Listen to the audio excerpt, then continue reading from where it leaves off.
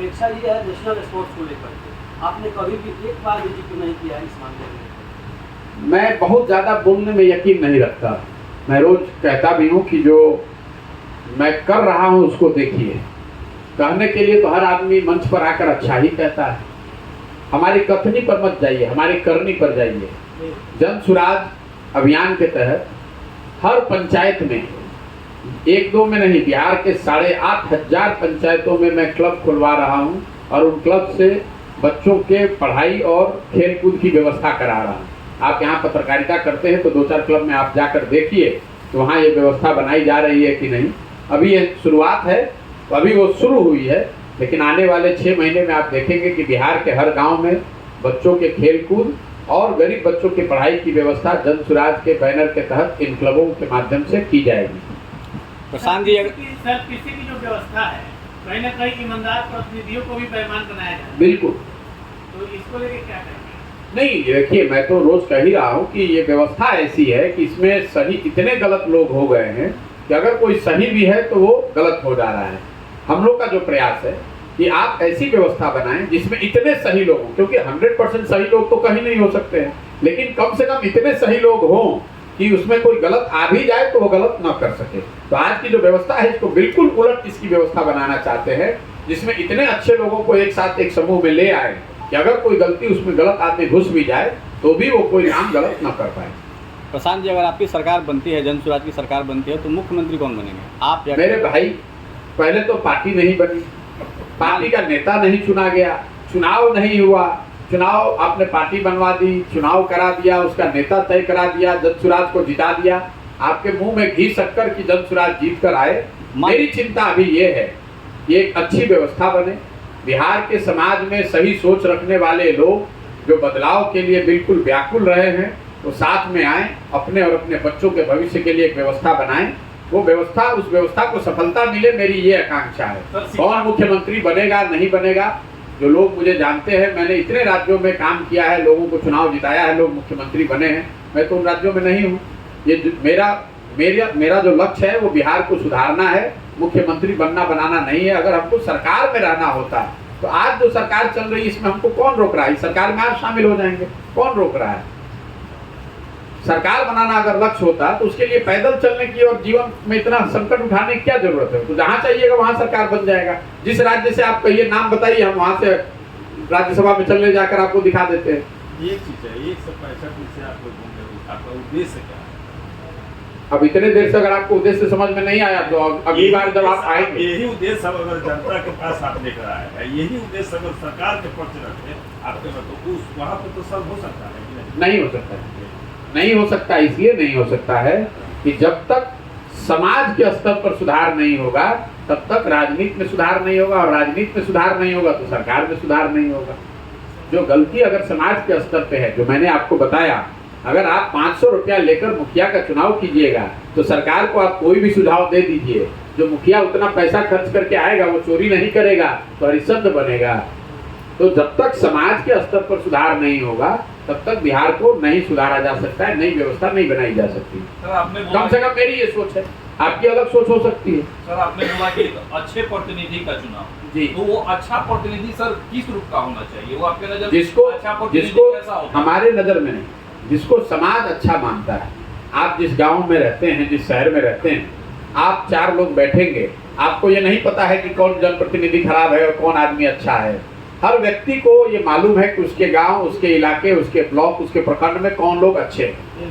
जरूरत इस बात की है कि उस अच्छे आदमी को ये हिम्मत, ये हौसला, ये विश्वास दिलाया जाए कि वो राजनीति में अगर आकर भागीदार बनेगा तो वो चुनाव लड़ सकता है, जीत सकता है, उसको गलत कुछ नहीं करना पड़ेगा।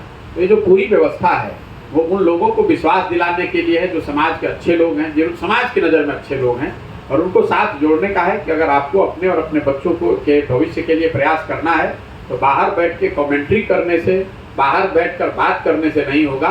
बिहार को सुधारने के लिए बिहार के लोगों को ही प्रयास करना पड़ेगा। हर आदमी बाहर बैठ के ये कहेगा ये खराब है, वो खराब है, बड़ा अंधकार है, तो ये साफ होगा कैसे? बिहार को सुधारने के लिए इंग्लैंड से आदमी तो आएगा नहीं। आप करें, हम करें, आज करें, 50 वर्ष के बाद करें, करना तो बिहार के लोगों को ही पड़ेगा।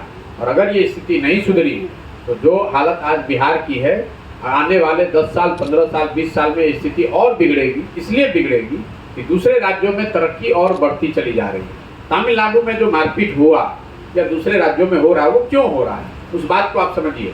वो सिर्फ रोजगार का मामला नहीं है, मामला ये है कि उन राज्यों में मजदूरी जो है वो बढ़ती चली जा रही है।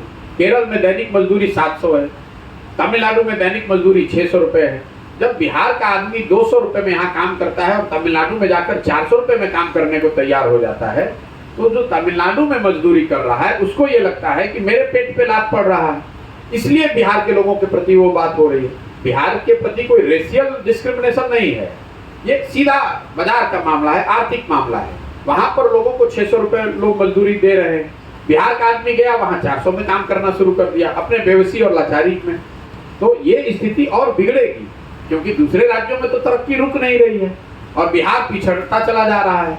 तो यहाँ से जो लोग जाएंगे तो आपको जलालत सहनी पड़ेगी, आपको वहाँ धक्के खाने पड़ेंगे, वहाँ गाली सुननी पड़ेगी। और अगर आप और हम इसको नहीं सुधारेंगे तो केरल और तमिलनाडु से आदमी आकर तो बिहार सुधारेगा नहीं। खाली टीका टिप्पणी करते रहने से तो नहीं सुधरेगा। मैं अपनी स्तर से जो हो सकता है मैं प्रयास कर रहा हूँ। बाकी समाज की चेतना जो है, समाज जिसको अच्छा लगे वो जुड़े, जिसको अच्छा न लगे वो न जुड़े। शिक्षा व्यवस्था में सुधार के लिए क्या कुछ एजेंडा है क्या आपका? भैया शिक्षा पर सबसे ज्यादा हम ही बोल रहे हैं। ये पदयात्रा के उद्देश्यों में लिखा दिया हुआ है कि 10 बड़े क्षेत्र में शिक्षा, स्वास्थ्य, रोजगार, कृषि, आर्थिक विकास, ग्रामीण विकास, शहरीकरण, खेलकूद, सामाजिक न्याय जैसे 10 महत्वपूर्ण विषयों पर पूरा ब्लूप्रिंट बनाकर जारी करना पदयात्रा के बाद, ताकि आप जैसे पत्रकार और समाज के लोग ये देख सकें कि जन सुराज की शिक्षा को लेकर, चिकित्सा को लेकर, शहरीकरण को लेकर, कृषि, सामाजिक न्याय को लेकर क्या योजना है। उन योजनाओं को आपके पास अवसर होगा देखने का, पढ़ने का, समझने का, उसके बाद अपना मन बनाने का। इसके पहले की जनसभा कार्यक्रमों में आपने ये भी कहा है कि हमारी जो सोच है इसी सोच पर केंद्र सरकार या राज्य सरकार पूरा कर देती है। हमें ना पदयात्रा की जरूरत है और ना हमारा पार्टी बनाने की जरूरत है। नहीं, शब्द तो आप अपने यूज कर रहे हैं। मैंने ये बात कही नहीं, कोई बात ऐसा। मैंने ये कहा कि भाई राजनीति में आने की जरूरत क्यों है, क्योंकि बिहार में बदहाली है। अगर बिहार में सब कुछ अच्छा रहता तो हम लोग को राजनीति यहाँ करने में क्या दिलचस्पी? कोई दिलचस्पी नहीं। हम जो काम कर रहे हैं हमें करने क्या दिलचस्पी? हमारी जिंदगी तो चल ही रही है, हमारी जिंदगी कोई इससे कम तो नहीं है। हम किसी मंत्री के या MLA MP से कम हमारी जिंदगी नहीं है। हम तो इससे बड़े स्तर पर काम कर चुके हैं। तो हम यहाँ इसीलिए आए हुए हैं कि इसको सुधारने का प्रयास किया जाए। अगर हमारे जैसे किसी आदमी की हिम्मत नहीं पड़ेगी तो बिहार में किसका हिम्मत पड़ेगा? इसलिए प्रयास कर रहे हैं। आगे क्या होगा नहीं होगा उसकी चिंता आप लोग करें। समाज में आप हैं, आप देखिएगा। हमने संकल्प लिया, हमको ये काम करना है। जिसको अच्छा लगे वो जुड़ रहा है, जिसको अच्छा नहीं लगे वो न जुड़े। आप देख ही रहे, हम किसी का काम करते नहीं हैं, किसी को पैसा देते नहीं हैं, किसी की कोई व्यवस्था कर नहीं रहे।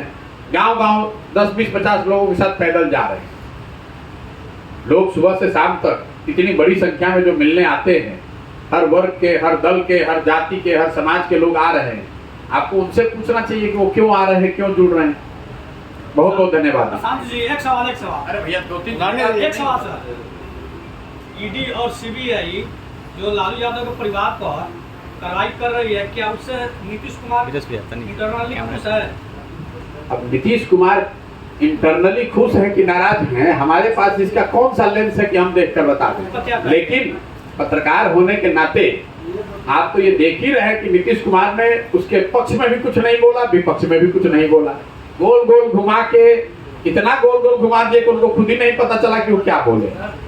तो भाई अगर उनको लगता है कि लालू यादव या लालू यादव जी के परिवार पर जो छापा पड़ा है ये गलत है, वो भ्रष्टाचार में नहीं लिप्त है, तो नीतीश कुमार को आकर बिल्कुल साफगोई से ये कहना चाहिए कि भाई हमारे सहयोगी हैं और इन पर भ्रष्टाचार का सारा जो आरोप है वो निराधार है। ये लाइव कहना चाहिए। और अगर ये नहीं कह रहे हैं तो अपने आप आपको पता है कि वो क्या कह रहे हैं।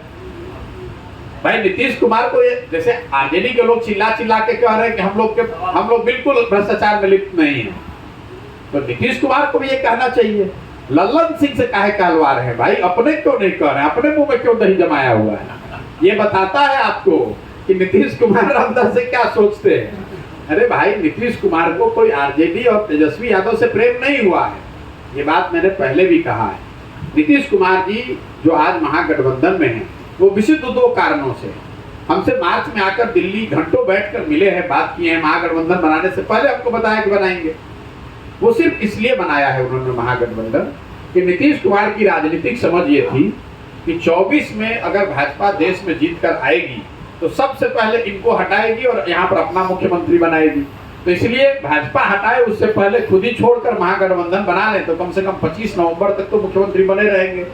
और दूसरी सोच उनकी ये है कि हमारे बाद, उनको भी मालूम है कि 25 के बाद तो मुख्यमंत्री बनना नहीं है, तो हमारे बाद ऐसी सरकार रहे जो आज से भी बदतर हो, ताकि लोग ये याद करें और कहें कि भाई कुछो कहो कतनो खराब रहे नीतीश कुमार के सरकार से तो ठीक रहे।